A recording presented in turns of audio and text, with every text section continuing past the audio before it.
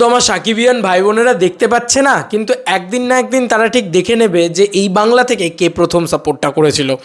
এখন তো আমার সাকিবিয়ান ভাই বোনেরা দেখতে পাচ্ছে না, কিন্তু একদিন না একদিন সাকিবিয়ান ভাই বোনেরা কেন গোটা আপামর বাংলাদেশের জনগণের যার কাছে একটু নেট আছে, একটু কিছু আছে, একটু ব্যবস্থা আছে, বা বিদেশ থেকে যে বাংলাদেশিরা দেখছেন, যেরকম ওমান, মালয়েশিয়া, এই সমস্ত জায়গা থেকে যারা আমার ভিডিও দেখেন, তাদেরকে বলি যে দেখুন আপনারা, যে বাংলাদেশকে যদি কেউ সাপোর্ট করে থাকে সব থেকে বেশি ইন্ডিয়া থেকে, সেটা কোন কোন আদমিটা, কোন কোন লোকটা, এইটা কিন্তু কোথাও গিয়ে বলতেই হবে।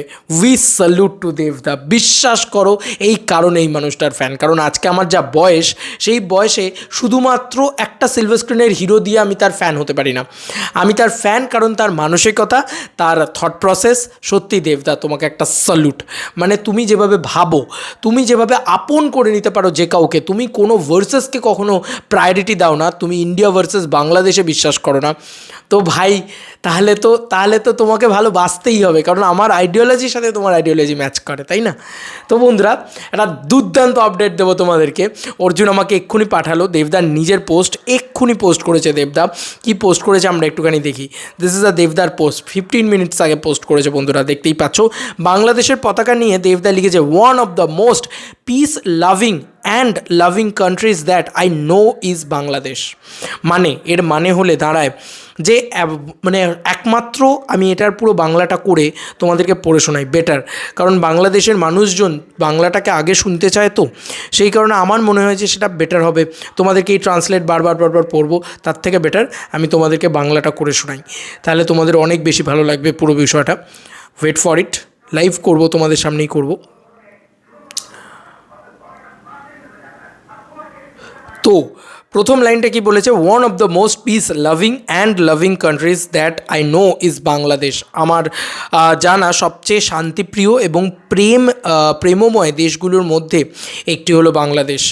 এর পরের লাইন হচ্ছে, my heart goes out for the people of Bangladesh. এটা দেবদা লিখেছে। হ্যাঁ, কি লিখেছে, আমার হৃদয়ে বাংলাদেশের জনগণের জন্য বেরিয়ে যায়। তারপরে কি লিখেছে, just praying the peace prevails soon. মানে শুধু প্রার্থনা করি যে শান্তি শীঘ্রই বিরাজ করবে। শুধু আমিই নয়, সারা ভারত বাংলাদেশের জন্য প্রার্থনা করছে। এই লাইনটা আবার পড়ছি, ভালো করে শোনো, যে not only me, whole India is praying for Bangladesh. দাদা, আমি বাকিদের কথা জানি না, তুমি তো করছো, তুমি তো অপেক্ষাটা করছো, তুমি তো মানে একটা দেশের ভালো চাইছো, সেই দেশটা তোমার ভালো চাইবে না, এটা হতে পারে না, এটা হতে পারে না। কাউকে যদি আয়নায় যেরকম মুখ দেখবে না, সেরকমই মুখ দেখা যাবে। তো তুমি দাদার যদি ভালো চাইছো বাংলাদেশের, বা দেবদা যেহেতু বাংলাদেশের ভালো চাইছে, দেবদা যেহেতু শাকিব খানের ভালো চাইছে, দেবদা যেহেতু গোটা আপামর বাংলাদেশকে এত ভালোবাসা দিচ্ছে, এইটুকু বলতে পারি, not only me, whole India is praying for Bangladesh.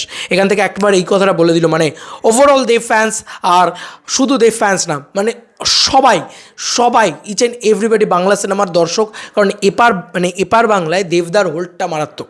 দেবদা একবার এই কথাটা যখন বলে দিল না, গোটা আমার মনে হয় গোটা পশ্চিমবাংলা এখন প্রে করবে একটাই কথা, কারণ দেবদার কথাই শেষ কথা পশ্চিমবাংলা, এখানকার সবথেকে বড় সুপারস্টার দেবদা।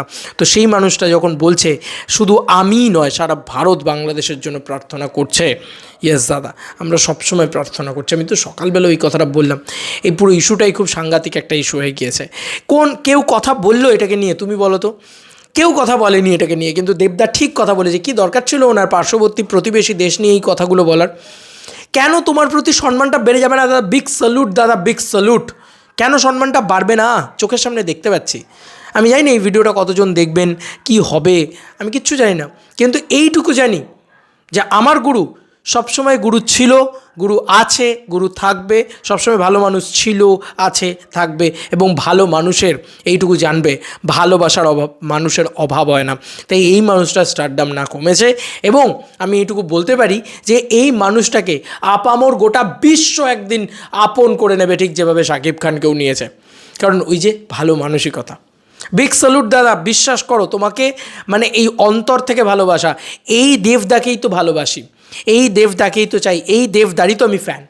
মানে আমি শুধু সিলভার স্ক্রিনে দেবদার ফ্যান ছিলাম, তো যখন পরবর্তীকালে মানুষ দেবদাকে দেখতে শুরু করেছি তখন আমি এটাই বলবো যে আমি এই দেবদার ফ্যান, আমি এই মানুষটাকে চাই, যে মানুষটা যে কোনো দেশের বিপদে, যে কোনো, দেখো ভালো সময় সবাই পাশে দাঁড়াতে পারে, খারাপ সময় কতজন আসে, সবাই ভালো সময় আসে, খারাপ সময়ও পাশে দাঁড়ানোর এক সুপারস্টারের নাম, a big name of superstar megastar Dev. Yes. আর আমি আপামর বাংলাদেশকে বলবো, আমি জানি তারা দেখতে পাচ্ছে না, তাদের ওখানে ইন্টারনেট কানেকশনই নেই, তারা দেখবে কোত্থেকে আমার এই ভিডিও। যে কেউ যেখান থেকেই দেখছো না কেন, প্লিজ তোমরা বুঝে নাও, দেব মানুষ নয়, দেব কত বড় একটা মানসিকতার মানুষ। মানে দেবদাকে মানুষ বলতে আমার কীরকম লাগে, আমি কেন তাকে মানি এত, কেন তাকে এই রেসপেক্টটা করি, উনি না থাকলে আমি is nothing. Big salute to দেবদা, বিগ স্যালুট টু দেবদা। কিচ্ছু যায় আসে না গো দেবদার। এবং দেবদা চাইলেই হেট্রেট ছড়াতে পারতেন, নোংরামি করতে পারতেন, করেননি। এইখান থেকে ভালোবাসাটা এমনি এমনি আসে না ভাই। দেবদাকে আমি চিরকাল কোনো সুস্থ মানুষ, মানে যারা এই ধরনের ইন্ডিয়া ভার্সেস বাংলাদেশ লাইক আমি একদম পছন্দ করি না, তারা দেবদাকে অলওয়েজ সাপোর্ট করবে। আর দেবদার এই সাপোর্ট করাটা দেখতে পাচ্ছে লোকে, কীরকম করলো এখানে কিছুজন যখন তুফান রিলিজ হলো, ভাই একদম ব্যাশিং করে উড়িয়ে দিচ্ছে, ঠিক আছে, এরকম জিনিসপত্র করেছে। কিন্তু দেবদাকে দেখো ঠিক ভালোবেসে গিয়েছে। দেবদার কাজ ভালোবাসা ছড়ানো, দেবদার কাজ হেট্রেট ছড়ানো নয়, নোংরামি ছড়ানো নয়। দাদার থেকে আমি সবথেকে বেশি পজিটিভিটি পাই গো, যেখানে যখন যে জায়গায় আমি অসুবিধায় পড়ি, যখন আমার নেগেটিভ থট প্রসেস আমার পুরো বডি ঘিরে নেয়, তখন মনে হয় দেবদার কথা, আর আমি পুরো চার্জড আপ হয়ে পজিটিভিটিতে ভরে যাই। বিগ স্যালুট টু দেবদা, কিচ্ছু বলার নেই বস, প্রাণ ভরে গেল এই পোস্টটা দেখে। Thanks to Arjun. চলো বন্ধুরা, নতুন কোনো ভিডিওতে দেখা হবে, বাই।